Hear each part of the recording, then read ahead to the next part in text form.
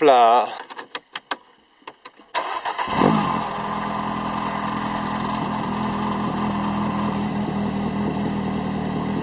Waouh, c'est super loud pour un petit matin, petite fumée blanche, un SW. Wouh, 77 000 km.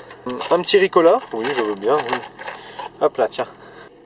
Alors, on va mettre les essuie-glaces, parce qu'aujourd'hui, it's very rain, il pleut beaucoup, hein, même si ça veut pas dire ça forcément.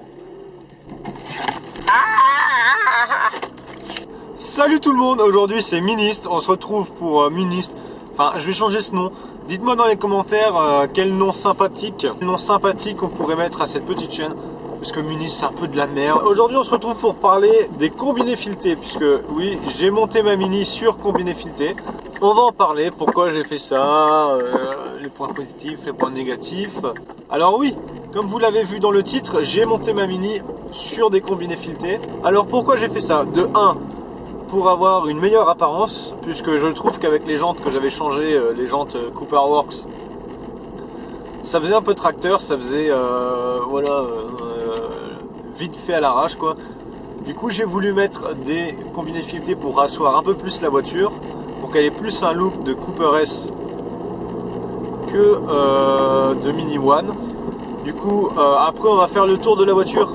Je vais aller vous montrer dehors pour vous montrer ce que ça donne, puisque moi je trouve ça vraiment super sympathique. Je sais pas de combien je l'ai rabaissé, mais pour moi ça me suffit amplement. C'est surtout pour le look. Après, chose que je n'avais pas réfléchi sur le coup, en fait c'est tout con, j'aurais dû y penser avant. La tenue de route, la voiture tient beaucoup mieux la route qu'avant. Maintenant la voiture vire à plat, tandis qu'avant elle tenait déjà super bien la route. Elle se dandinait un peu, il y avait un peu de roulis. Voilà, c'est ça, c'est ce mot. Moi ça me dérangeait pas plus que ça, puisqu'elle tenait déjà super bien la route, mais là elle vire à plat, franchement les passages en courbe sont super.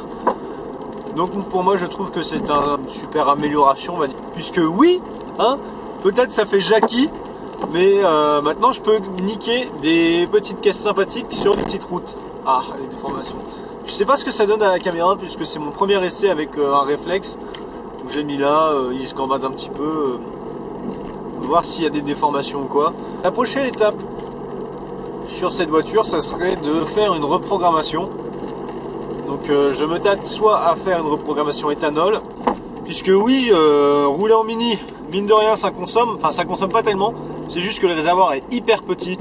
Je mets 50 € à tout péter, il faut que je trouve une autre solution pour arrêter de consommer, mais j'aimerais bien aussi avoir un peu plus de puissance, donc soit la reprogrammation 100% en 98, donc je passerai de 98 chevaux à 135 chevaux il me semble, donc ça, c'est pas comme Villebrequin où tu mets la prise OBD et soi-disant tu gagnes 30% de puissance en plus. Mais non, donc ça serait cool, ou soit je vois un peu plus le côté économique et je la monte en éthanol et je gagnerai 10 à 15 chevaux. Il va falloir que je monte sur la bordure, mais je suis rabaissé. Merci, c'est super. Ah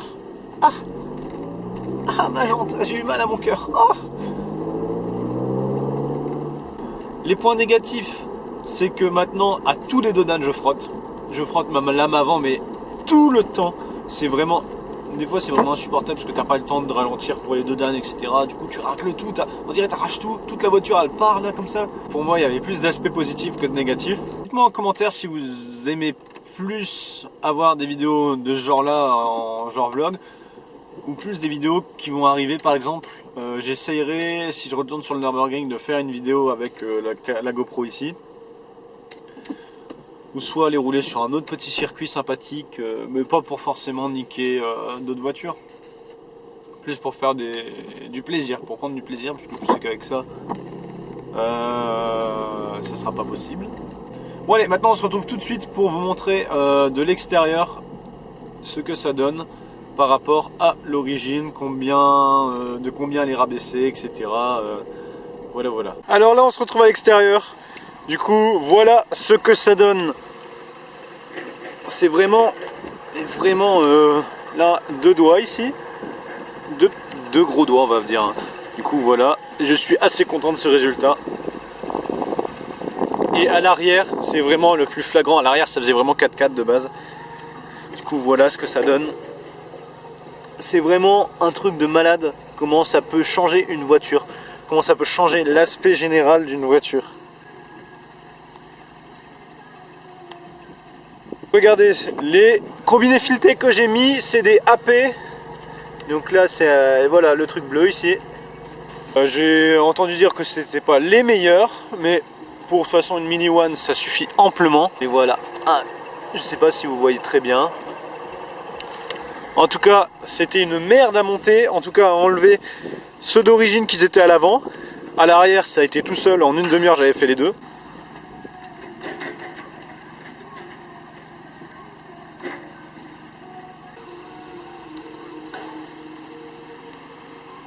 Donc voilà, c'est la fin déjà de ce vlog. Dites-moi en commentaire si vous avez aimé. Donc voilà, attends, on va se mettre là pour qu'on voit la Mini. Hop. Dis-moi en commentaire si tu as aimé. Prochaine fois, j'essaierai de filmer justement l'état, le moment où on fait la mécanique, le moment où on démonte. J'essaierai de le filmer ça.